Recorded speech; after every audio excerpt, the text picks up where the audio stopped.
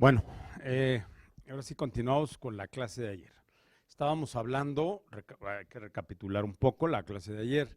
Estábamos hablando sobre las dos formas de razonamiento, ¿no? Para afrontar las dos distintas maneras en que se suceden los fenómenos humanos, de la vida humana, de la vida en general, no solo la humana.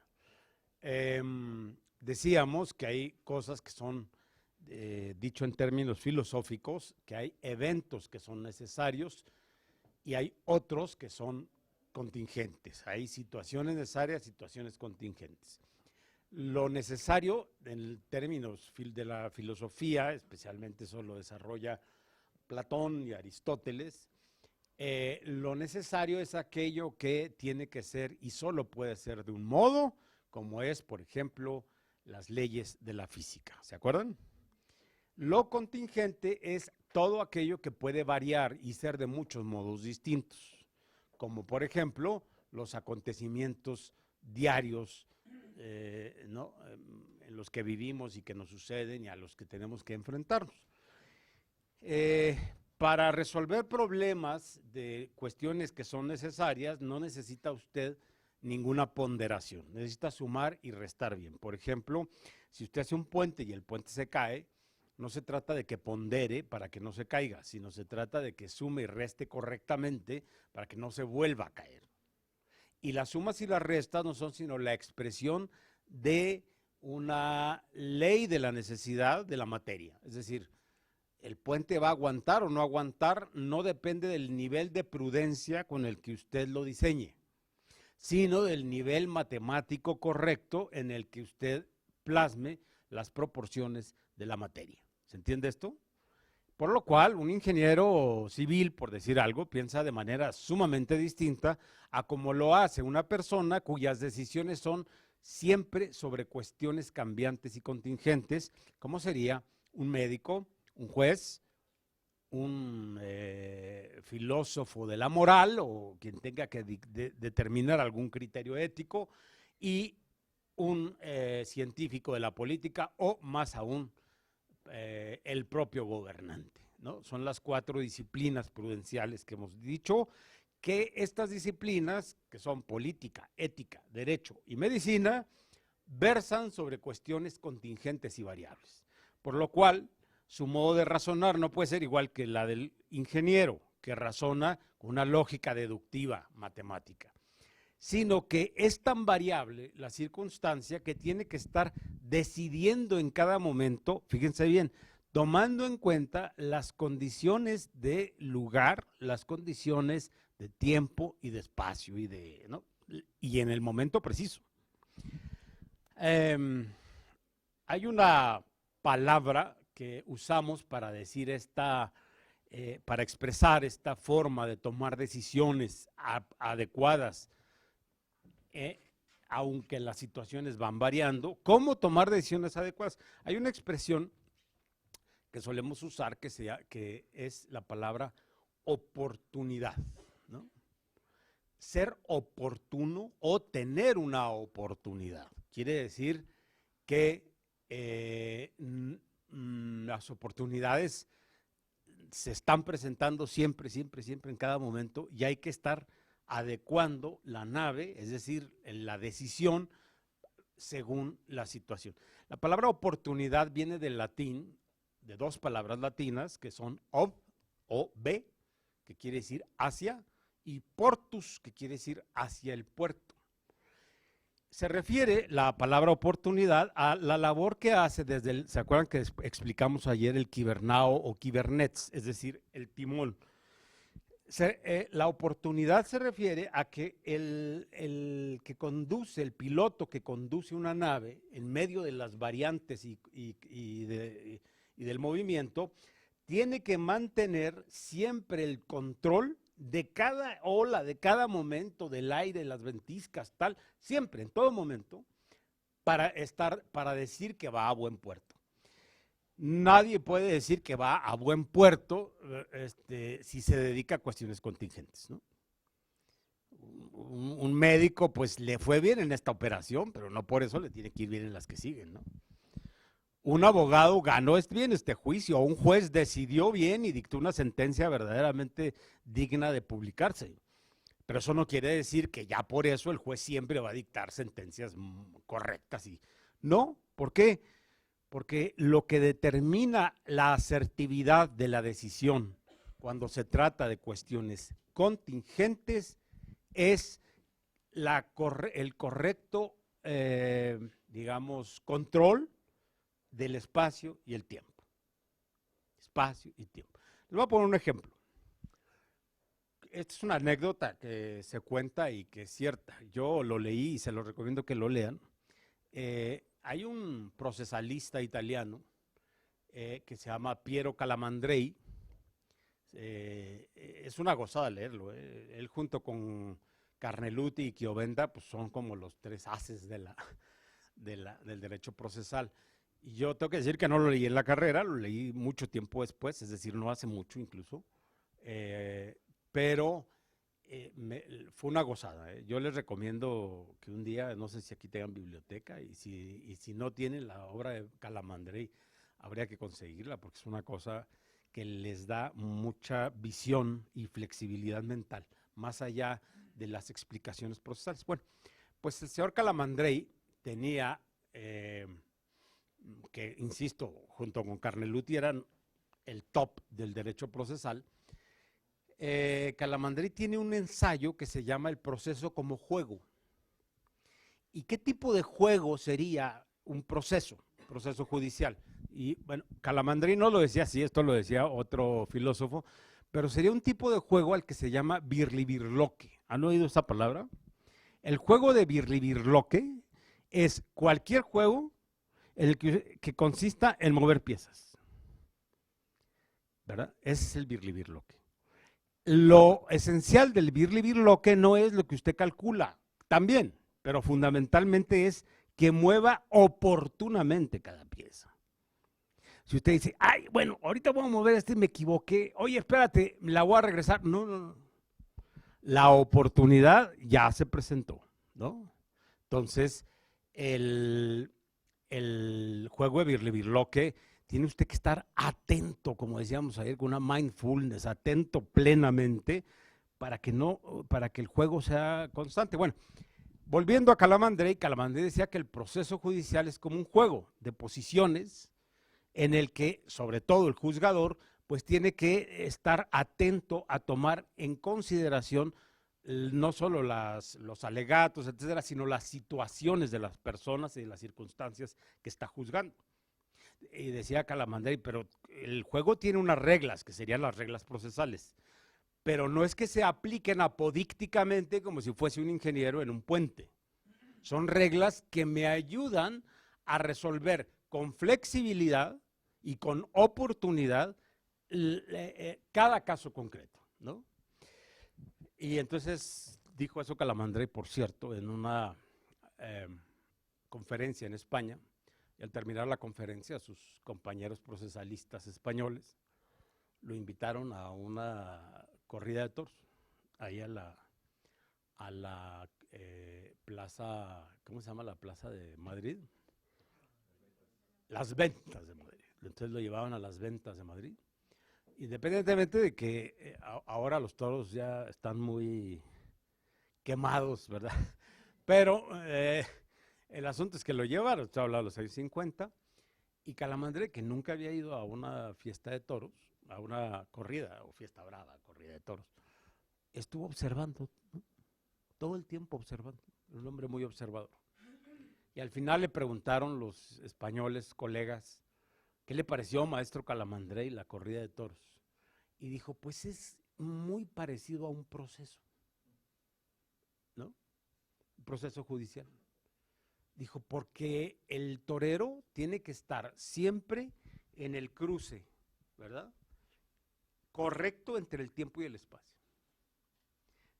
Todo momento, todo momento. Basta con que se equivoque un centímetro o que se equivoque un segundo, ¿no? Y que no haya esa concordancia perfecta entre tiempo y espacio y muere. Así de fácil. El torero no puede decir, ay, hombre, hubiera hecho un poquito más para atrás. No, pues eso es probable que lo diga cuando lo estén llevando a la funeraria. ¿Cómo que hubiera? Entonces decía Calamandrei, es un juego, es una fiesta brava en la que el toro se enfrenta con su bravura y el torero con su inteligencia, porque eso es la tauromaquia, y decía, pero el arte del toreo es muy parecido al arte de decidir en el ámbito judicial y en el ámbito también del litigio, ¿no? Que hay que estar en el momento, ¿no? Eso es lo que nos hace ser siempre oportunos. Si este barco se desvía poquito a la derecha, en ello le puede ir la vida, ¿eh? Ay, si fue muy poquito, pues muy poquito, pero justo cuando la ola te pescó de este lado, ¿no? Entonces, no se puede dormir el piloto ni poner piloto automático, como decíamos ayer, sino que tiene que estar atendiendo en cada momento y estar en la intersección correcta entre tiempo y espacio, como el juego de Birlibirloque. Tiempo y espacio, tiempo y espacio. En cuanto, insisto, usted se desfasa temporalmente o espacialmente, empieza a cometer errores y a tomar decisiones poco acertadas. En los que en casos como juegos, bueno, en muchos casos le puede ir la vida, ¿no? Incluso manejando, ¿no? Ahora que todo el mundo va distraído, va manejando en el periférico y mandando WhatsApps, ¿no? Pues diciendo, bueno, no, este señor no lleva el control de su coche, porque yo creo que por muy listo e intuitivo que sea, nadie puede estar mandando un WhatsApp y conduciendo el periférico. Entonces es cuestión de que cuando le quite el corrector de la palabra, en ese momento se equivoca 2 centímetros. 2 centímetros. Pues fue lo suficiente para hacer que el otro se hiciera a un lado y pegar al otro y volcar al otro, ¿no? Por decir una exageración.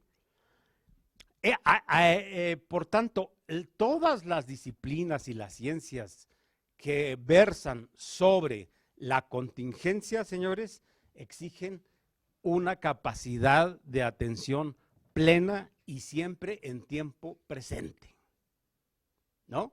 Los hubieras, los debí, los para otra ocasión, no existen aquí. En esta pintura del jurista Alciato, que les pongo porque me parece que ilustra muy bien lo que estamos hablando, aparece además esta mujer. Esta mujer es una diosa romana que recoge Alciato en el siglo XVI para expresar lo que estoy diciendo, que es una matrona, ¿verdad?, que representa a la ocasión. De hecho, es la señora ocasión, pues, ¿no? Matrona o incluso para los romanos una deidad, una divinidad. La ocasión es la representación, la ocasio, que decía Cicerón, ¿no? Es una representación de una mujer que, si ustedes se fijan, tiene alas en los pies. ¿Por qué la representa Alciato con alas en los pies? Porque la ocasión siempre está fluyendo. Insisto, señores, quien se dedica a la toma de decisiones en cuestiones contingentes tiene que saber que siempre está el tiempo corriendo. No puede tenerlo. Que siempre está esa situación, que esa situación es, decían los juristas romanos, que son, como ustedes bien saben, los constructores del discurso jurídico contemporáneo, decían una frase en latín que decían, el juez tiene que decidir hic et nunc. Hic quiere decir aquí, et y nunc ahora. Hic et nunc, aquí y ahora, aquí y ahora, aquí y ahora. Esa es la clave de la toma de decisiones, insisto, en cuestiones que son contingentes. Les decía que por eso traía alas en los pies, para que quede claro que la ocasión siempre está moviéndose y siempre está girando. Por si acaso alguien lo duda, fíjense todas las expresiones iconográficas que ven ustedes aquí de la contingencia, es decir, de lo que se mueve y cambia constantemente y puede variar de modo de ser. Agua, que ya dijimos que es el movimiento constante y que nunca se repite una ola tras otra. Alas en los pies de la ocasión se mueve. Y luego le pone una rueda que gira.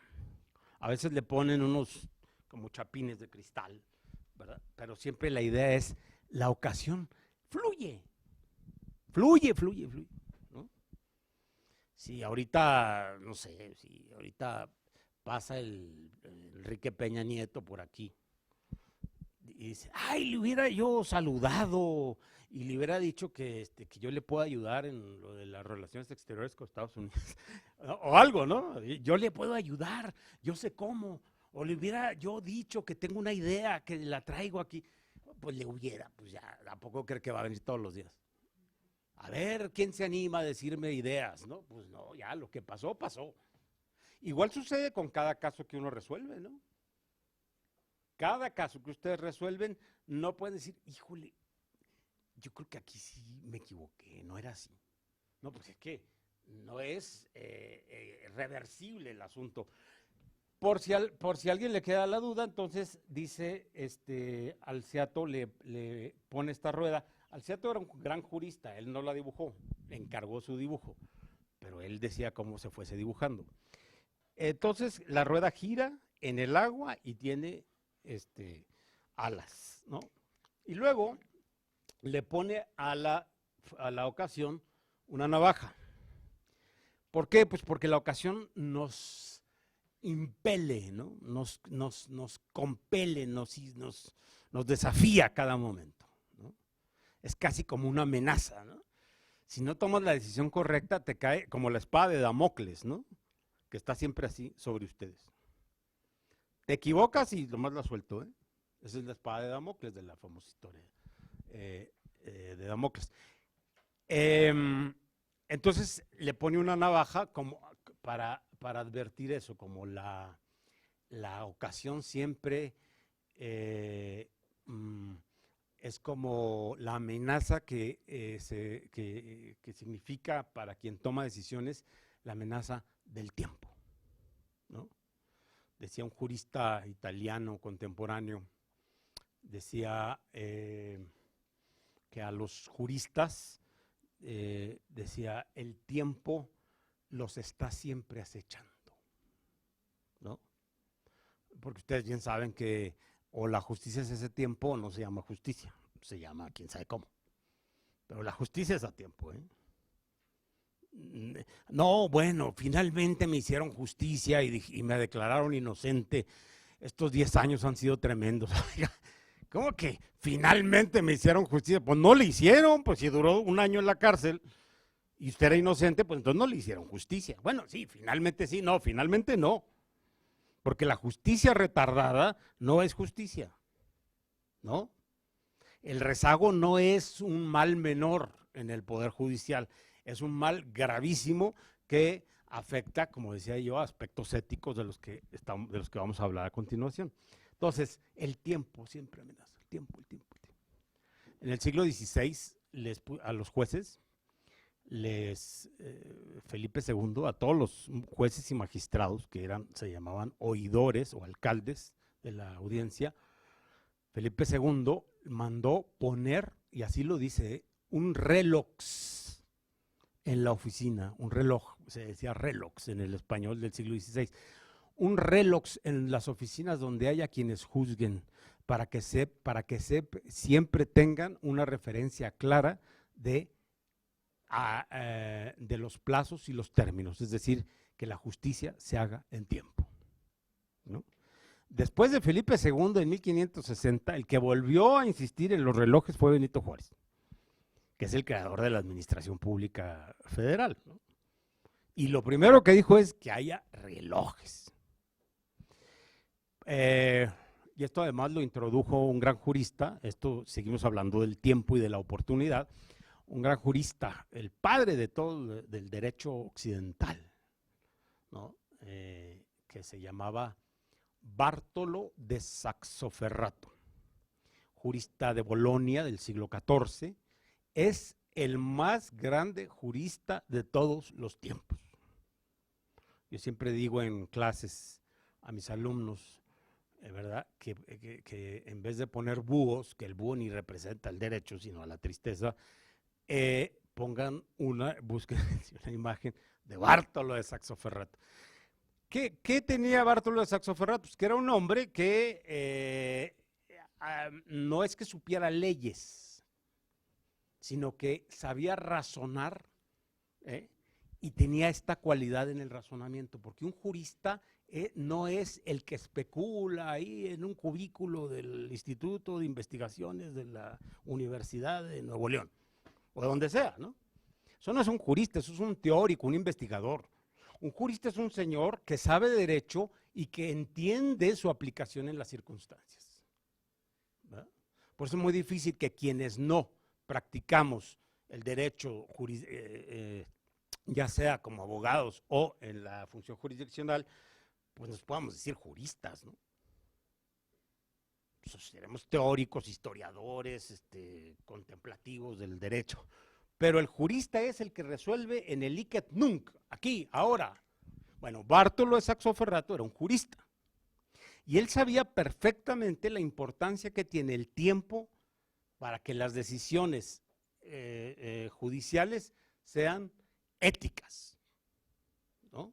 Porque aquí ya entramos al problema. La ética no es ser buenecito, la ética es decidir en tiempo. Por tanto, pues ponerse a chambear. Lo primero, chambear. ¿Por qué? Pues porque es decidir en tiempo. Bueno, pues Bartolo planteó esto en un texto muy interesante, donde hace unos comentarios a una obra llamada El Digesto o Pandectas, una obra antigua romana, porque él ve una sentencia de su época que decía algo así, ¿no? Palabras más, palabras menos. Dice, por lo cual se cita a las partes para que mañana, en el alba, tenga lugar el desahogo de pruebas. Más tarde, con el lucerito del sol, dice, oye, mañana al alba, ¿a qué hora?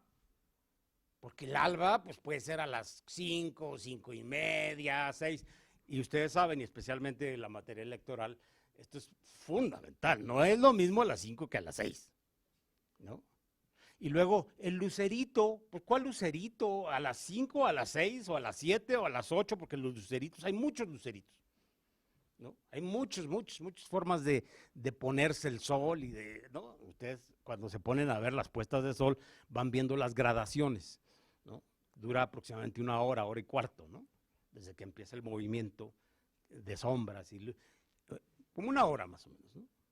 Entonces usted dice en una sentencia, cuando se ponga el lucerito del sol, ¿no? Entonces Bartolo desarrolla toda una... Él es el primero que establece que la justicia debe ser en tiempo o no es justicia. ¿Mm? Por cierto, un paréntesis cultural. Hay un santo, un santo católico, que se llama San Expedito, ¿no? Heilig Expedius, dicen porque era de la Baja Germania. Y Heilig Expedius. San Expedito, si ustedes lo buscan en Google, es el santo patrono de quienes se dedican, para los que crean, ¿no? Cada quien. O tómelo como icono, no como cosa religiosa. Pero es el santo patrono de quienes se dedican a la judicatura.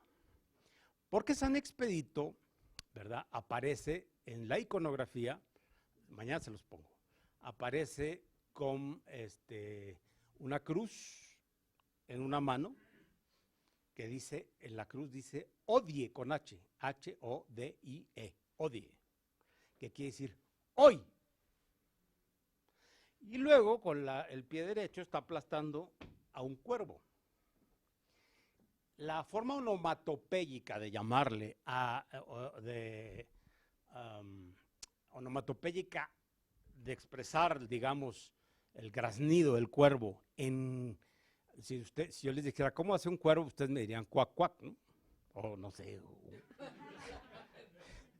como que eso fue para todo, ¿eh? Bueno, pues no sé cómo haga, pero En latín, la forma onomatopéyica para expresar lo que hace el cuervo es cras, cras. Así se escribe, cras, cras. Que coincidentemente en latín cras quiere decir mañana. De tal manera que cuando está aplastando al cuervo y pone cras, cras, está jugando con una palabra. Cras, cras quiere decir cuac, cuac, ¿no? Pero también quiere decir mañana, mañana. Entonces levanta la cruz, que es el símbolo de la victoria sobre los vicios y tal, lo que quieran, y en la parte de abajo el cuervo que dice cras, cras. Por eso San Expedito se tomó como imagen del ideal de cualquier juzgador, ¿verdad? Y hasta la fecha se dice justicia pronta y expedita. O sea, no mañana, cras, cras, ¿no? Se cierra el paréntesis cultural de San Expedito y volvemos a la imagen de Alciat. Estamos hablando, no se les olvide, estamos hablando de la forma de razonar sobre cuestiones contingentes, que varía de la forma de razonar lógico-deductiva cuando se trata de cuestiones necesarias, como la materia o la física, ¿sí? Eso es una forma de razonar, y otra es cuando nos dedicamos o cuando observamos y tenemos que tomar decisiones, es decir, razonar sobre cuestiones contingentes. Dos formas de razonar, insisto en ello, muy distintas. Bien, la ocasión, por si acaso, ¿verdad? Se le presenta aquí de frente a la persona y luego, si ustedes se dan cuenta, así la representaban en el mundo romano antiguo, está calva por atrás, pero tiene un copetote en la parte posterior, en la parte de la frente, ¿no? Posterior, calva. La frente tiene un gran copete. Se le representa así porque cuando se tiene la ocasión frente a ustedes, tienen de dónde agarrarla. ¿Se fijan? Pero una vez que pasa, ya no hay de dónde agarrarla. Por eso hay un dicho, que a lo mejor ustedes no lo saben porque los dichos ya no se usan, no sé por qué, es una idiotez, porque los dichos pues son verdaderamente reglas de la vida, ¿no? Ahorita se los voy a explicar por qué. Pero decía un dicho castellano, a la ocasión la pintan calva. ¿Nunca oyeron ese dicho? Quiere decir, pues, oye, es que vi al presidente de la República y no le di la carta de propuesta sobre políticas públicas. Entonces tú le dices, pues a la ocasión la pintan calva, ¿eh? O sea, ¿no se lo viste? O conocí perdón por el ejemplo, pero conocí en el tren de tal a tal lugar a una mujer que me dejó impresionado. Y platicamos y mira, fue amor a primera vista.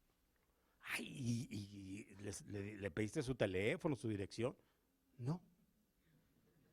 A la ocasión la pintan calva. Vuélvetela a encontrar, y más si el tren en el que ibas iba de Moscú a San Petersburgo y tú vives en Coajimalpa. Vuelve a tener esa ocasión, ¿no? Es que fue en el viaje a Rusia, pues bueno, pues es que si era el amor de tu vida, según tú, le debiste haber sacado el teléfono. No, si me la vuelvo a encontrar, ya, ¿cómo te la vas a volver a encontrar? ¿No? Con esto se expresa lo siguiente, señores. Estamos hablando de la forma de razonar para resolver problemas contingentes. La forma de razonar con esta ocasión es que las decisiones se toman de modo oportuno o son erróneas, inmorales, si lo quieren decir desde un punto de vista ético, o equivocadas, si lo quieren ver desde un punto de vista técnico. ¿Sí o no? Si se trata sobre cuestiones necesarias, pues no se exige eso, ¿no? Usted no tiene que estar viendo si el cemento ahora cuaja de manera distinta. Hombre, pues sí, pero si le echó lo que ya sabe que hay que echarle porque ya calculó el peso y aplicó las leyes de la gravedad y de la materia, pues ya está. Sumó, restó correctamente, el puente no se cae. Aquí, en la realidad contingente, no es cuestión de sumar y restar. El derecho, señores, pertenece a este mundo. Lo que sucede es que, ya lo dije ayer, voy a hacerla, no voy a pasar como a Juan Gabriel, ¿verdad? No vaya yo a caer. Bueno, decía yo que el derecho versa, igual que la ética, igual que la medicina, igual que la política, sobre cuestiones contingentes. Perdón, aprovechando la ocasión, ¿qué significa que tiene la mano izquierda esta como manta? Bueno, la manta expresa una cosa que es la volubilidad. Aquí era otra época donde la cuestión de género no estaba claro. Entonces expresa un aspecto, digamos, que reafirma que se trata de una mujer. Y digo su volubilidad porque hoy si se dice eso en un... Pues porque yo le hubiera contestado, porque las mujeres son muy volubles, mire, no. En esa época sí, pues ni modo. Pero ahora ya sabemos que los hombres somos peor de volubles, ¿no? Entonces representa la volubilidad y sobre todo también es un elemento, ¿verdad?, que representa el aire. Si usted se fija, toda la escena, aquí está, es de viento. Por si acaso no le queda claro el agua, el mar y fíjese cómo este barco se está hundiendo, ¿eh? No está derechito, ¿no? Y este yo creo que también, no, bueno, este iba. Pero entonces le ponen esto y ponen aquí todas estas sombras, significan viento, y entonces para que quede claro que, que está en movimiento. Y lo otro, pues, ¿qué le digo, no? Son las cosas de género, ¿no?, que no sabían estos pobres. Bueno. Bueno, entonces, ¿qué estábamos diciendo? Bueno, las ciencias, decíamos, el derecho, la ética, la política y la medicina versan sobre cuestiones, insisto, siempre variables. La forma de razonar, ¿cómo dijimos? ¿Se acuerdan?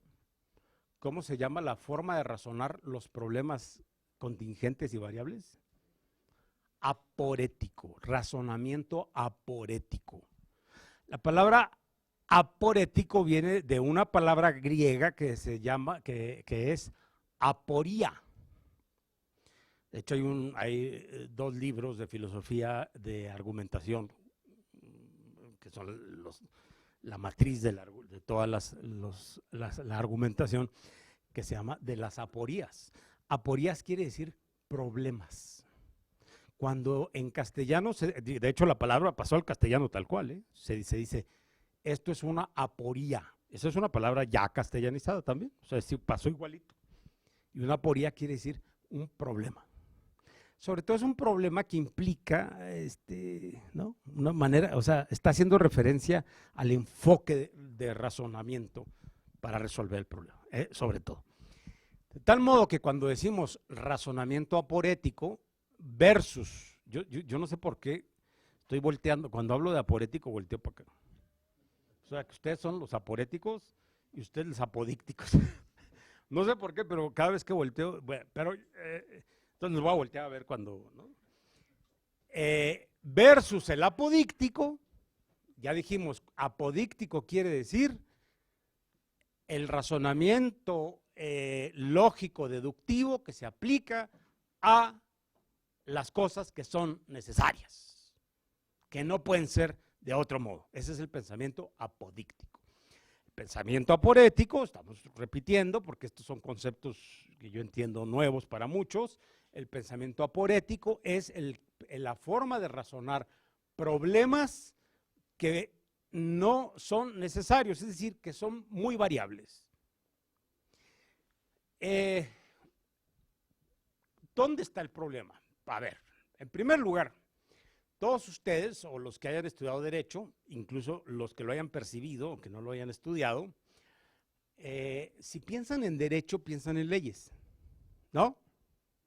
De hecho, hay muchas personas que dicen, ya acabó su carrera de leyes, ¿no? está estudiando leyes. ¿Eso de dónde viene? Porque en realidad, al menos yo creo que no estudié leyes.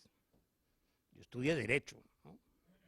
Aquí con mi colega Gustavo, que éramos compañeros de clase.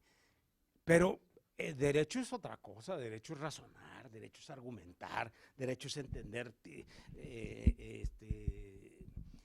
resolver por medio de métodos prudenciales la variabilidad, la convergencia, tiempo, espacio. Eso es ser jurista, comprender la realidad.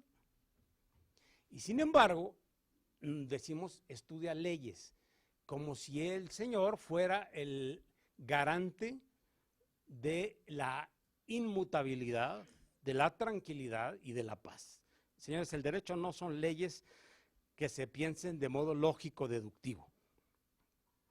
Son eso, pero mucho más que eso. El derecho es, insisto, una forma de resolver problemas, de tal manera que usted no puede resolver, con todo respeto, ¿verdad?, como me enseñaron a mí, el derecho penal, ¿no?, a través de una lógica matemática del delito. Entonces aprendimos, hacíamos un resumen de los hechos, los metíamos a un proceso llamado kernel, que era como un proceso de transformación, y luego salía el producto, que era la sentencia. No, eso no es jurídico, eso es procesal, iterativo, ¿no? Pero no es el método para razonar el derecho. El método para razonar el derecho es un poquito caótico, ¿eh? O sea, no es tan claro como decir premisa mayor, premisa menor, conclusión, ¿no? Premisa mayor, la ley; premisa menor, el hecho, subsumido o no subsumido, ¿no? Conclusión, sentencia, ¿no? Y si para los que no sean jueces lo digo de otra manera, ¿no? Premisa mayor, el deber; premisa menor, mi hijo no lo está cumpliendo; conclusión, castigo. Espérese, matice, entienda a su hijo. Hoy, no la regla que usted impuso. Si lo importante no es que la regla que usted impuso se cumpla, lo importante es que le haga bien a su hijo, ¿no? ¿Por qué en la actualidad hay confusión sobre los modos de razonar el derecho e incluso y se está dando un cambio muy profundo? Pues porque, ya lo dije en la clase pasada, en los siglos XIX y XX, con el positivismo, con la revolución industrial y la ciencia, ¿se acuerdan ustedes que los amigos de Porfirio Díaz se llamaban los científicos, ¿no? Gabino Barreda, pronunció, secretario de Educación de Juárez, pronunció un famoso discurso, el discurso de Gabino Barreda, diciendo: México va a salir de problemas en el momento en que deje de discutir cuestiones menudas, ¿verdad?, y se acoja a las leyes de la ciencia. Gabino Barreda es el creador del positivismo legal, pero el positivismo científico legal. Entonces, ¿qué es lo que pasó? Que en el mundo del derecho, pues el Estado, digamos, vio con recelo formas de razonamiento que no fuesen los de la lógica deductiva de la ley, que aseguraba un control, ¿no? De tal manera que se confundieron los papeles, al grado que a los abogados se les olvidó, hasta el día de hoy, que empieza un poco a movernos el tapete, la realidad, a los abogados se nos olvidó que el método aporético. Ya no nos enseñaron cómo discutir, cómo argumentar. Dejaron de ser cultos los abogados, porque para argumentar y ponderar hay que tener cultura universal. Y el abogado redujo su cultura al mundo de la ley, ¿no? Porque no veía necesario ser culto. Antes sí, imagínense un jurista del siglo XIII, XIV, XV, pues tenía que ser muy culto. ¿Por qué? Porque tenía que comprender qué quería decir comunidad, tenía que tener conceptos, ¿no? tenía que tener amueblada, como se dice, la cabeza con conceptos, ¿no? Porque si no, a ver, ¿usted qué está juzgando? ¿Un asunto de pueblos o de comunidades? ¿No? Incluso lo estamos viendo en materia electoral. ¿Qué es comunidad? ¿De dónde viene? Entonces el jurista estudiaba y sabía sociología, arte, etnología, todo le interesaba. Y entendía una cosa muy importante, ¿verdad?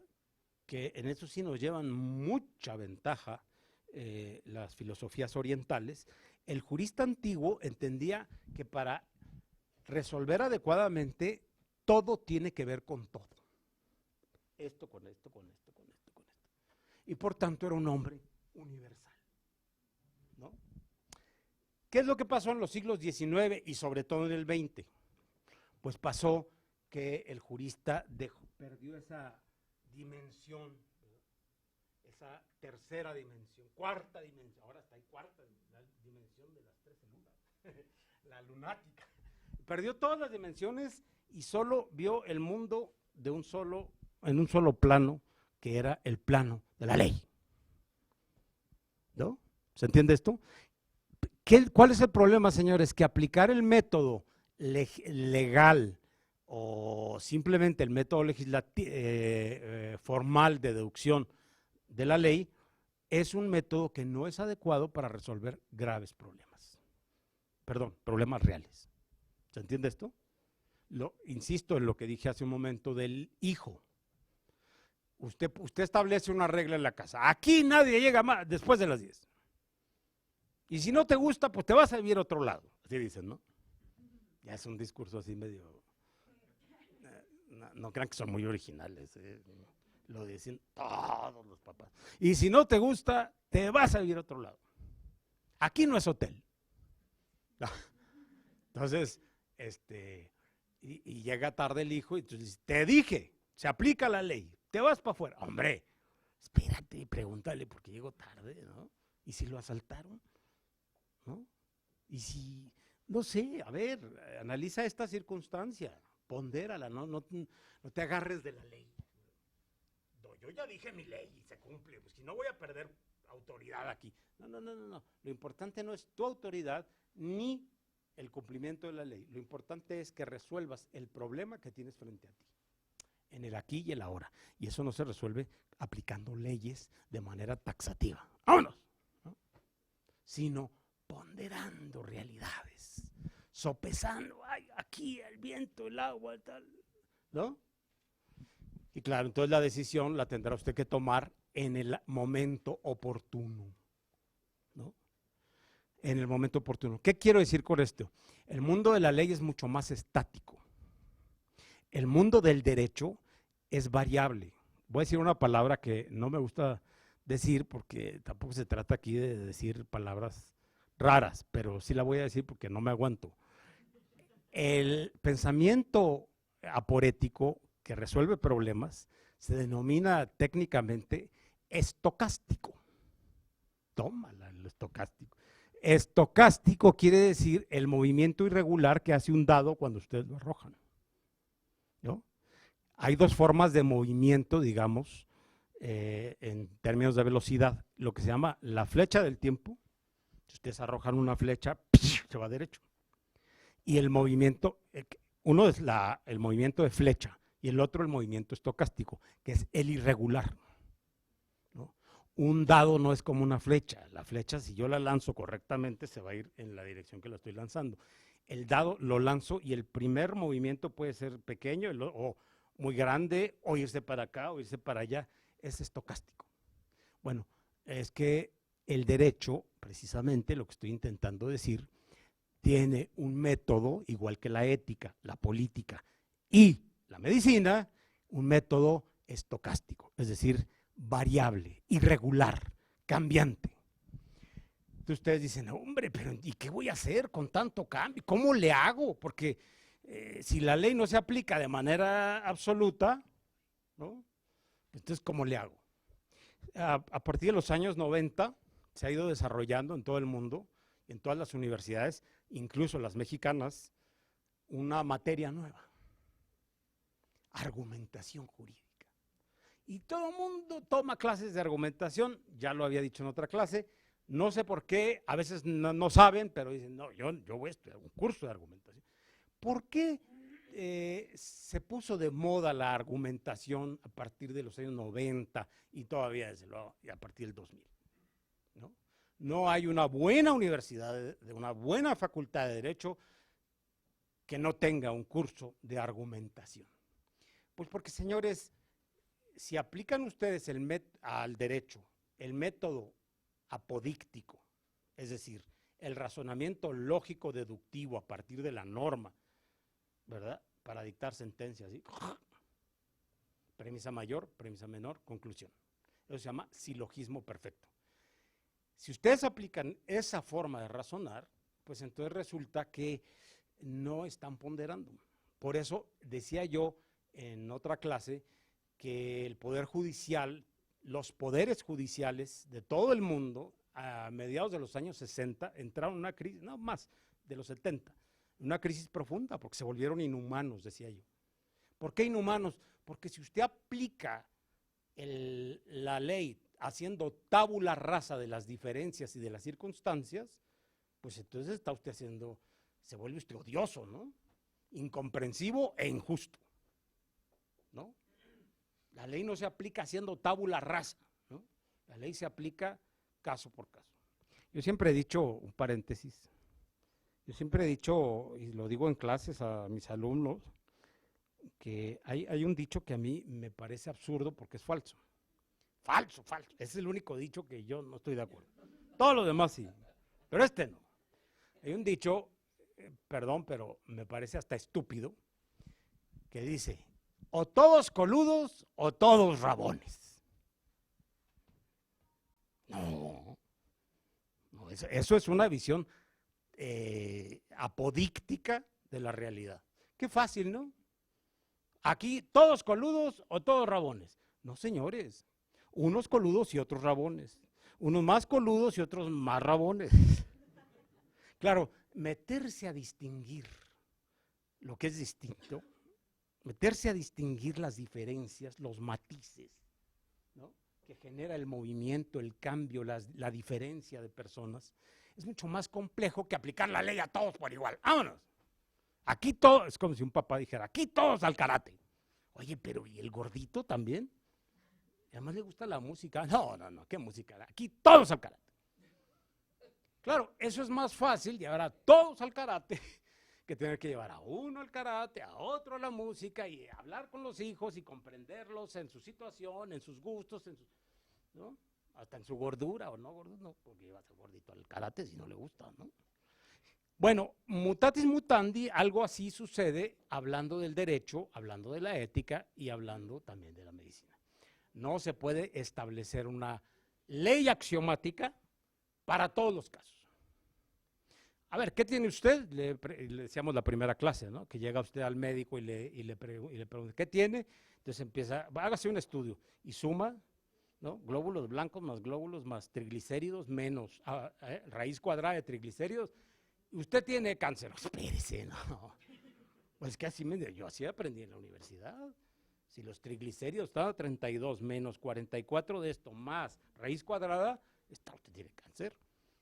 Pues no, señor. Su conocimiento es un poco más falible, siento decirle, o palpa, o asume que su conocimiento de la realidad es aproximativo y no como el del ingeniero.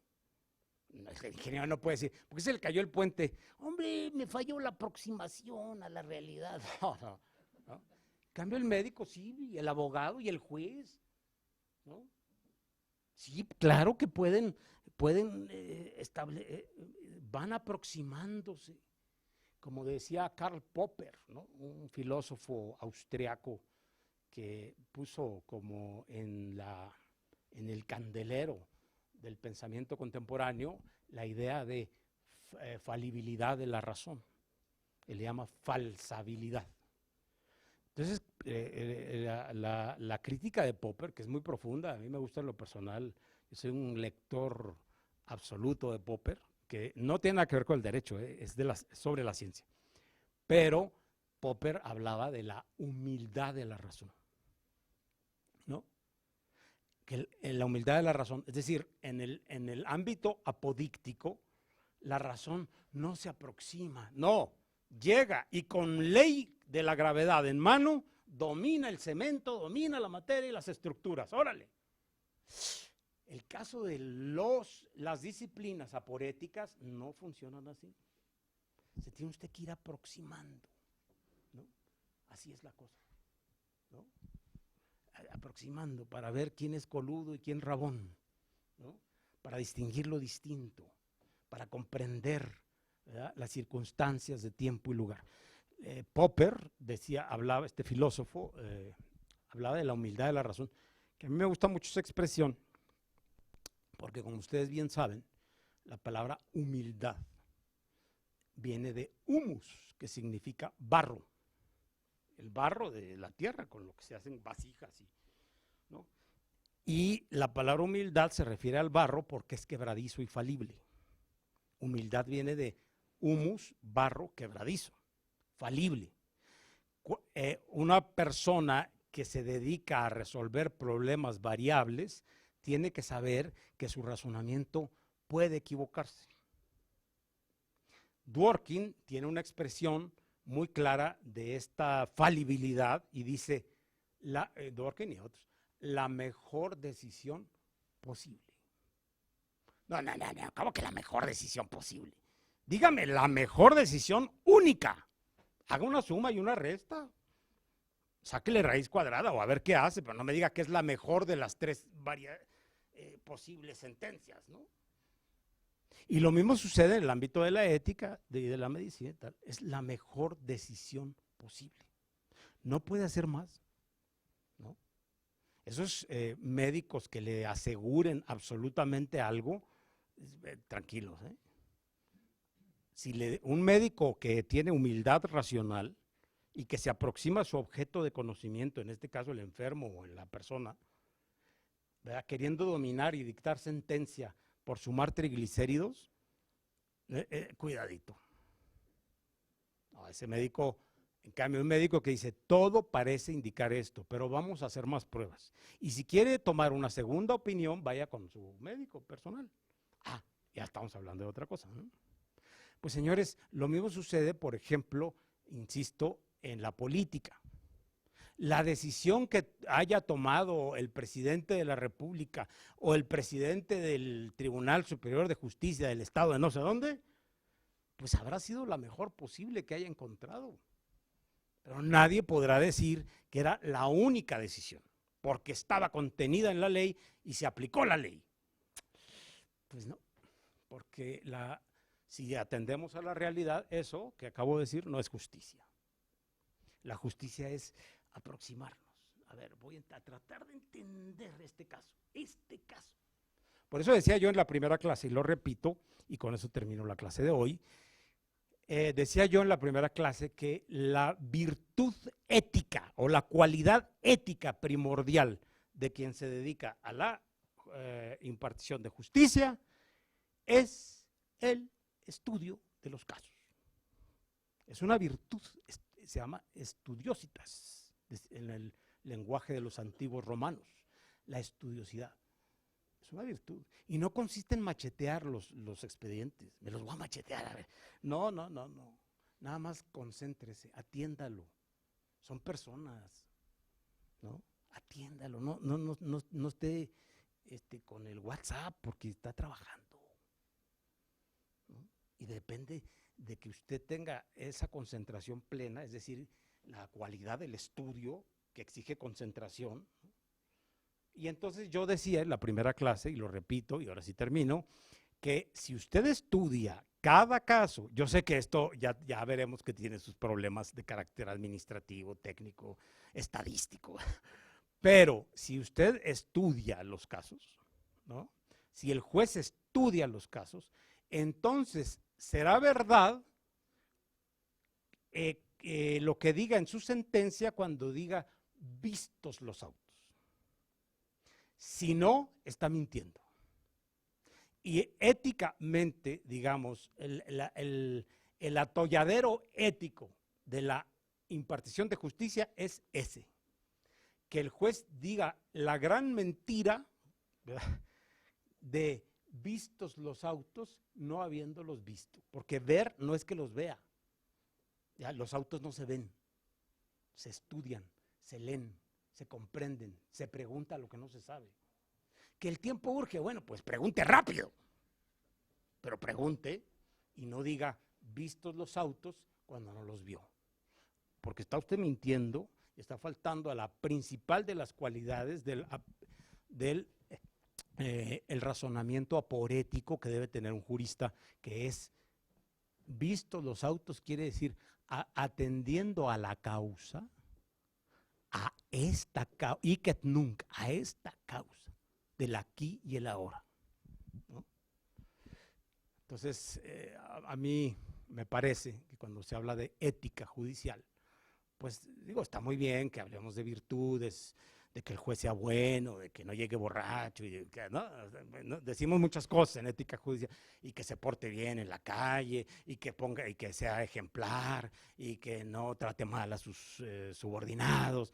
Ahora, todo eso sí es cierto, y vamos a hablar de ello la semana que entra, que analicemos el código de ética. Pero lo principal es, señores, el estudio. Esa es la virtud, la cualidad ética fundamental de un juzgador y de todos aquellos que coadyuvan en la labor jurisdiccional de un modo o de otro, porque todos los aquí presentes, de un modo o de otro, coadyuvan en esa labor jurisdiccional, ¿no? Entonces, pues lo primero que hay que hacer, la cuestión ética fundamental, es que ponga atención en lo que está haciendo. Estudie. Eso es el estudio, ¿no? No repetir, ni machetear, ni memorizar. El estudio es leer y con atención lo que tiene usted que resolver. Yo diría, lo demás sí es importante, pero no sirve si no hay esto, ¿no?